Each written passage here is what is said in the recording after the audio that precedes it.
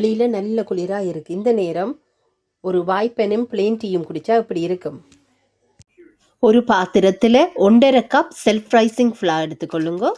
4 teaspoon white sugar எடுத்துக்கொள்ளுங்க, அல்லது brown சுகரும் எடுத்துக்கொள்ளலாம். எல்லாத்தையும் போட்டு கொஞ்சமா தண்ணி விட்டு வடிவா மிக்ஸ் பண்ணி ரொட்டியோ சப்பாத்தி பதத்தில் எடுத்துக்கொள்ளுங்க.